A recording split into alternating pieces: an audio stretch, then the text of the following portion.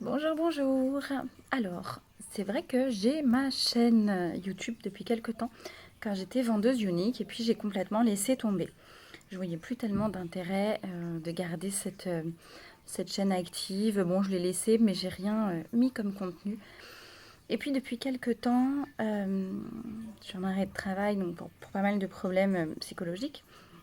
Et je me suis dit, tiens, pourquoi ne pas faire, alors je sais pas trop comment ça s'appelle, un genre de vlog sans doute, enfin, de mettre des vidéos en ligne un petit peu sur ma vie, sur mes problèmes de santé psychologique, donc dépressive ou bipolaire. Quel grand suspense pour l'instant, on va dire que je ne suis plus si sûre de rien. Et puis sur mes soucis de poids. Parce que quand on regarde les vidéos d'il y a 5 ans, c'est moi divisé par 2. Donc là, en fait, c'est moi qui me suis mangée plusieurs fois, je pense. Parce que depuis que j'ai des traitements contre la bipolarité et contre la dépression en règle générale, je n'ai fait que gonfler, sans forcément manger plus. Donc, à une certaine période, oui, période Covid, etc., problème dans ma vie, j'étais mariée, j'ai divorcé.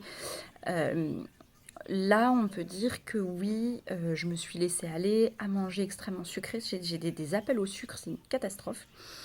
Et à manger beaucoup plus gras, puisque qu'on se dise la vérité. Quand on ne va pas très très bien d'un point de vue psychologique, dites-moi si c'est, enfin, vous ce que ça vous fait, mais moi je n'ai pas envie de manger de la salade verte avec des avocats, quoique j'adore les avocats, mais avec, voilà, enfin, le petit truc qui va bien, pas de pain, pas de sauce, enfin voilà. Je tiens ça avec ma main, je suis désolée, ça bouge un petit peu. Et puis moi je suis très très nulle en montage, donc il n'y a pas de montage vidéo, c'est du one shot, je dis ce que je pense, comme je suis. Ça plaît pas, de toute façon j'ai pas, je suis pas là pour faire du buzz, je ne suis pas là pour avoir 50 000 abonnés, quoique après, bon on ne sait jamais. Euh, Enfin donc voilà, quand ça ne va pas, on n'a pas envie de manger sainement. Enfin, moi en tout cas, j'ai d'un seul coup des grosses envies de sucre qui sont irrépressibles.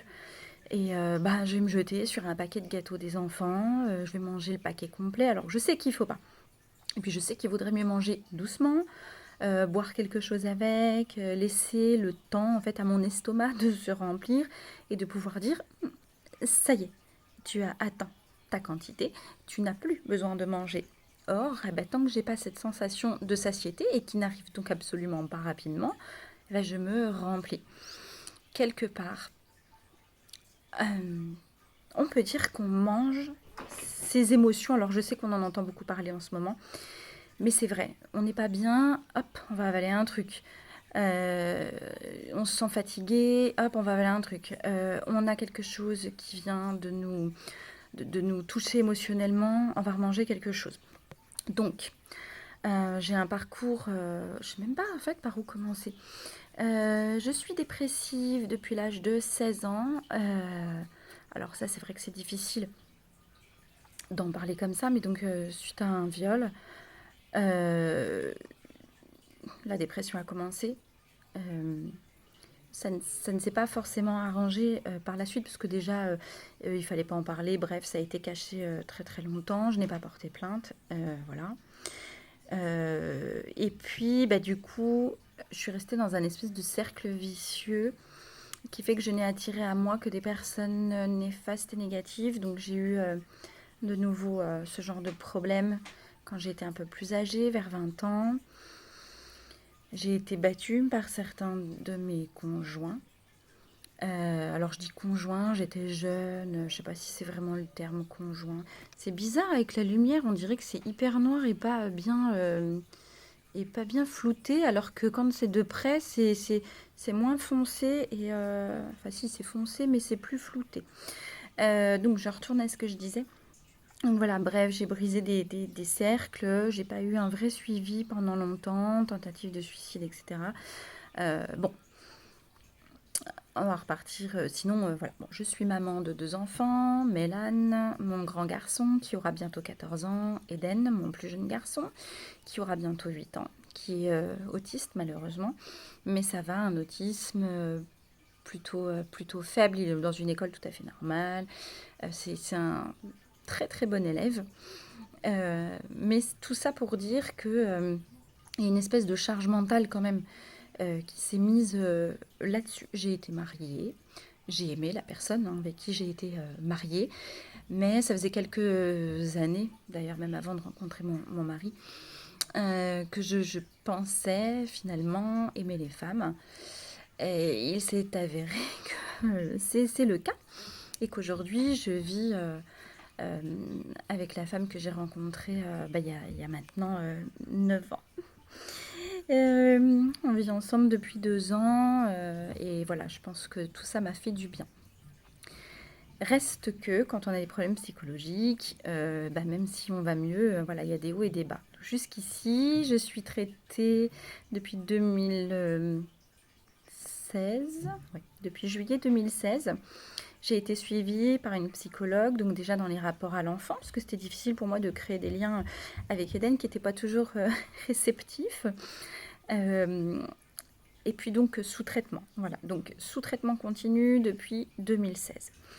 Or, ça fait quelque temps que je trouve qu'on ne m'écoute plus forcément. Voilà, je dis, les médicaments font pas trop effet. J'ai quand même pris du poids à cause de ça. Et à ça, on m'oppose, oui, non, enfin, les médicaments font grossir, oui, peut-être pas. Alors, peut-être pas le médicament qui fait grossir, mais le médicament ouvre l'appétit. Le médicament donne faim. Euh, donc en soi, voilà, c'est problématique, puisque du coup, on prend du poids. Et puis ça faisait un certain temps que je me demandais justement si je n'étais pas bipolaire, puisque j'avais des phases où j'allais quand même mieux, et puis des phases vraiment très très difficiles en termes de dépression, de descente aux enfers, c'est le terme. J'ai voulu donc un second avis, mais cette année, allez savoir pourquoi. Je suis en thérapie avec une personne qui fait de l'EMDR, de l'ICV, du brain spotting. Donc ce sont des termes que vous ne connaissez peut-être pas. Mais c'est une thérapie, c'est pas un psychologue classique qui vous écoute, c'est vraiment une thérapie pour les chocs post-traumatiques. Donc c'est tout à fait mon cas. Ça va faire 3 ans maintenant que je suis suivie, ça me fait extrêmement de bien. J'ai vraiment avancé, vraiment, vraiment, vraiment, avec la personne qui me suit en plus, qui est extraordinaire. Mais voilà, on s'est dit à un moment donné quand même, c'est des thérapies qui sont censées être un petit peu plus courtes. Et là, ça passe pas forcément. Donc peut-être que d'un point de vue médicamenteux, il faut revoir les choses. Donc j'ai décidé de prendre un second avis. Oula, j'ai mal au bras, excusez-moi, je change de bras. Et de rencontrer un autre psychiatre. Ce psychiatre qui me rencontre et qui me dit très très vite, on vous a pas parlé de bipolarité. Je dis, justement, je sais pas. Et qui me dit, oui, oui, vous êtes bipolaire. Et hop, un traitement de cheval que je n'avais jamais pris jusqu'ici, mais qui m'a cassé, qui m'a fait dormir, juste dormir en permanence. Donc une perte de moyens. Et alors là, j'ai gonflé. Est-ce qu'il y a eu un phénomène, je bafouille, sur le poids? Je ne sais pas, je ne me pèse plus depuis que je me trouve trop grosse. Donc je me pèse vraiment plus. J'ai des vêtements test dans lesquels je voyais bien que ça devenait de plus en plus juste, jusqu'à ne plus du tout pouvoir entrer dans mes vêtements. Il faut savoir que je faisais une taille plutôt 38-40. Aujourd'hui, c'est facilement 44-46, voire 48 quand c'est un peu petit. Alors j'ai peut-être pas l'air là comme ça, mais voilà. Donc je vous laisse imaginer ce que ça fait quand toute votre vie vous avez fait un petit 38-40. Je dis petit 38-40 parce que pour moi c'était une taille tout à fait bien. Enfin, je me sentais à l'aise comme ça. J'étais aux alentours de 55-60 kilos. Je n'ose même pas me peser de peur de voir sur la balance 85 ou plus. Et je pense sincèrement qu'on est dans ces zones-là. Donc voilà, nouveau traitement, nouveau suivi, je suis très très mal dans ma peau, mais malgré tout, on me dit non, non, vous continuez, vous continuez, vous continuez. Donc depuis le mois de juin, et ben, catastrophe, ça va de plus en plus mal, beaucoup d'idées suicidaires, c'est de pire en pire. Mais je me dis, il faut que ton corps s'habitue à la molécule. En parallèle, je décide quand même d'aller voir un nutritionniste parce que je veux quand même pas me laisser aller comme ça. J'ose plus. Enfin, rentrée arrive, septembre. Depuis que j'ai les traitements depuis juin, il y a au moins 10 kilos par contre là vraiment de supplémentaires. Je me dis c'est plus possible, il faut faire quelque chose quand même. Je me gaffe pas. J'ai des épisodes d'hyperphagie, mais je passe pas mon temps à me gaver. Et les gens ont vite fait de faire le détour. Bah celle-là, faudrait peut-être qu'elle arrête le McDo, les pizzas. Ouais, sauf que j'en mange moins que la plupart des gens. Euh, donc voilà, j'ai commencé à me sentir mal, à la rentrée, à me dire, oh mon Dieu, mais quelle horreur. Les enfants, bah, c'est maman, la maman d'Eden, elle est devenue grosse, elle attend un bébé, c'est pour quand les mamans devant l'école, bah, ça va, vous le vivez bien en fait, votre prise de poids, il se passait quelque chose, puis beaucoup, c'est un enfant. Non, non. Donc des remarques qui parfois vous paraissent peut-être anodines, mais qui sont hyper blessantes. Mais je pense qu'il y a des gens, c'est pas du tout de la mauvaise, enfin, c'est pas fait pour vous faire mal, mais on vous le dit, ou même au travail, oh, ah, je trouve que tu as grossi, je l'ai dit à ta femme, mais ça va, elle le vit bien, et puis on me le dit à moi après, bah non, non, je le vis pas bien, et puis plus on me le fait remarquer, plus c'est dur à vivre. Euh, donc voilà, je vois un nutritionniste qui me dit on va déjà faire des examens, on ne peut pas vous donner des plans de repas si on ne sait pas ce qui se passe un peu dans votre vie. On fait des tonnes d'examens, des prises de sang, des tas de choses dont je vais vous passer tout ça. De là ressort que j'ai sans doute une maladie du côlon. Donc depuis 2006, on se bat pour savoir si j'ai Crohn, pas Crohn, etc. Et on me dit syndrome de l'intestin irritable, peut-être. Je sais que je suis extrêmement anxieuse, stressée malgré tous les médicaments que je prends. Et que oui, dès qu'il y a un coup de stress, c'est tout de suite sur les intestins que ça retombe. L'intestin est le deuxième cerveau des gens et chez moi, clairement. Dès que ça va pas, voilà, ça passe par là. On me dit que, alors j'ai une hernie hiatale, j'ai une hernie au niveau de l'estomac. Et là, je demande, on peut faire quelque chose parce que du coup, j'ai l'estomac tout gonflé, donc vraiment en dessous de la poitrine et jusqu'au bas du ventre, on croirait une femme enceinte, quoi, en permanence. Et là, on me dit, bah non, on peut rien faire. Bref, faut continuer des examens. Et puis, d'un seul coup, tombent les intolérances. Donc, vous êtes intolérante au gluten. Catastrophe quand il faut tout retirer au niveau du gluten, je vous assure. C'est une plaie. Une plaie. Parce que vous ne pouvez vraiment plus manger comme tout le monde. Et ça coûte extrêmement cher de réussir à s'adapter à manger du sans gluten. Ensuite, on m'annonce que je suis intolérante au lait, le lait de vache, etc. Je le savais. Sauf que là, tombent les intolérances à tous les laits. Lait de brebis, lait de chèvre. Donc, d'un seul coup, plus de beurre, plus de yaourt, plus de fromage blanc, plus de fromage tout court. Il faut passer aux laits végétaux. J'avais déjà commencé un petit peu, mais là, il faut vraiment y passer. C'est urgent. Intolérante aux œufs, intolérante au maïs, intolérante à l'orge. Enfin, catastrophe. Et là, on me dit, bah, il faut tout retirer tout de suite, parce que sinon, forcément, votre intestin ne peut pas aller. Je retire tout. Mais on ne m'indique pas de plan de repas. On ne me dit pas comment manger, ni quoi manger, ni à quelle heure. Donc jusqu'ici, bah, c'est très bien. Je voyais le nutritionniste qui me coûte relativement cher. Hein. Oui, c'est remboursé. Bah, Sécu, vous allez me dire, c'est un médecin. Sauf que quand la personne vous prend 75 à 80 euros, vous n'êtes pas remboursé 75-80 euros, même avec une bonne mutuelle. Donc voilà, tout ça a des coûts monstrueux. Je me dis, mais c'est pas possible, je m'en sors pas.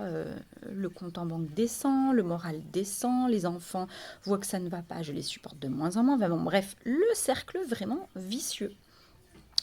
De là, ma généraliste me dit, bon quand même, puis je suis arrêtée, est-ce que je peux pas aller travailler dans cet état? J'essaye de retravailler, je fais des malaises au travail, on me découvre un taux de sucre annonçant un diabète, mais c'est pareil, on n'y fait rien. Voilà, ah bah oui, mais bon, puis vous avez un pancréas paresseux, vous êtes insulino-résistant, donc, très bien tous ces termes, mais on fait quoi? ben on fait rien. Donc voilà, là, la généraliste me dit, il faudrait au moins faire un petit peu de sport, mais quelque chose de doux, puisque c'est vrai que si vous avez pris du poids, vous ne connaissez plus votre corps. Et puis j'avoue, hein, j'ai mal aux genoux, j'ai mal au dos, j'ai jamais été comme ça, hein. Même enceinte, je n'ai jamais atteint la taille en gros de ce que je fais aujourd'hui. Donc on me dit, eh ben voilà, falloir faire du sport. Donc je m'inscris à l'aquabike qui coûte au passage un bras. Et je m'inscris. Donc là, je vais faire ma deuxième séance. Je regarde l'heure, voilà, dans pas longtemps. Je me dis, bon bah voilà, donc ça y est, je me suis mise au sport. Et puis, j'ai pris une décision très radicale, c'est d'arrêter en fait certains traitements toute seule. Vraiment, il faut pas le faire. Mais je me suis rendu compte qu'à force d'être ensuquée tout le temps, c'était, voilà, j'en pouvais plus, à pleurer tout le temps, etc. Donc, bah, j'ai stoppé avec le psychiatre, j'ai stoppé avec le nutritionniste. Je fais attention à ce que je mange tout de même, parce que je suis pas quelqu'un qui mange mal, même d'habitude. Enfin, je veux dire, on voit mes repas, je ferai des vidéos de ce que je mange. Je me demande ce qu'on peut supprimer, hein, mais on peut sans doute peut-être améliorer les aliments ensemble, ce qui peut être mangé ensemble ou pas ensemble, et des heures, voilà, enfin, je ne sais pas. Donc j'ai décidé d'arrêter le nutritionniste qui pour moi était quelqu'un qui se faisait plutôt juste de l'argent en me disant puis vous allez acheter ça, ça, ça, que des médicaments non remboursés, puis avec des petits post-it sur des sites où acheter. Pour un médecin, il me semble qu'on n'a pas le droit hein, de faire de la publicité pour quelque chose. Et puis le psychiatre qui me vend, vous faites de l'apnée du sommeil, il vous faut une machine, etc. Donc tout ça, stop. Donc je referai une vidéo par la suite parce que samedi, j'ai rendez-vous avec une personne qui est dans la diététique, donc qui n'est pas médecin. Là, il faut être clair. Mais je profite de mon arrêt de travail pour essayer vraiment de remettre les choses comme il faut au propre, vraiment, dans ma vie, pour me sentir mieux, pour être bien avec mes proches, pour que mes proches n'aient plus peur, en fait, qu'il se passe quelque chose avec moi. Donc voilà, on va commencer à faire des petites vidéos, des petites choses justement là-dessus pour ceux que ça intéresse, donc sur comment manger. Alors le régime va être adapté à ma personne, à ma problématique. Je dis régime, c'est plutôt rééquilibrage alimentaire. Mais voilà, j'avais envie de partager ça quand même un petit peu avec tout le monde parce que c'est dur de porter ça seul. Puis j'arrêtais pas de me dénigrer, etc. Et je me dis finalement, peut-être que non, peut-être que si je fais des vidéos, je vais être obligée en fait de me faire un peu plus confiance et de me dire, bah, essaye, au moins essaye. Il n'y a que ceux qui n'essayent pas, qui ne font pas d'erreurs, etc. Donc voilà, samedi, je vois donc quelqu'un. Donc je vous ferai un petit topo, peut-être justement. Alors pas de photos avant-après, je sais pas pour l'instant. J'ai un petit peu de mal à montrer le bas de mon corps. Mais voilà, on verra ce que ça donne. Il promet, lui, au moins qu'en 6 semaines, on arrive à maigrir un tout petit peu. Donc je vais essayer de montrer par la suite si on peut réussir effectivement à perdre, ouais, il dit facile entre quoi 4-5 et peut-être 10 kilos en 6 semaines. Ben, j'avoue que même si je ne perds que les fameux 4 kilos, en fait je serais heureuse. Heureuse tout simplement parce que j'ai besoin de dégonfler. Et puis, il y aura des mesures, il y aura donc voilà, je vais faire un petit suivi sur ça, un petit suivi sur ce que je mange. Et puis, reprendre peut-être mes vidéos un petit peu make-up, parce que ça fait longtemps que je le fais plus. Et moi, j'aimais beaucoup ça. C'est quelque chose, pour le coup, ça qui m'apaise, qui me détend, qui me fait du bien. Je ne me maquille pas parce qu'on me demande de me maquiller. Je ne reste pas sans maquillage parce qu'on me demande de rester sans maquillage. Enfin voilà, je me maquille pour moi et uniquement pour moi. Ma compagne est ravie quand je me maquille, ravie quand je me maquille pas. Quand j'ai mes lunettes, ça ne la gêne pas. Quand je mets mes lentilles, bah, elle est contente. Enfin, mais je le fais vraiment pour moi, ça il faut le savoir. Donc voilà, puis je m'étais renfermée sur moi-même, je voyais plus personne. Donc je vais aussi me mettre peut-être un peu plus à retourner voir mes amis, à marcher peut-être 30 minutes, un petit peu de temps en temps. Il faut vraiment que je profite de cet arrêt de travail pour me remettre en forme et pour me dire en fait que je vaux quand même quelque chose. Donc voilà, on va partir en fait de là avec des petites explications. Et puis et ben régulièrement, je ferai peut-être un point sur ce que ça a donné, si on a des résultats, si on n'en a pas, pourquoi, si avec les nouveaux médecins, on a des meilleurs suivis et un meilleur mental. Et voilà, ça fait 20 minutes. Donc, je vais raccrocher. Et puis, j'espère que ça vous a plu et n'hésitez pas à me dire si vous voulez des choses en particulier comme information, comme aide, etc. Et je me mettrai à votre service. Voilà, au revoir.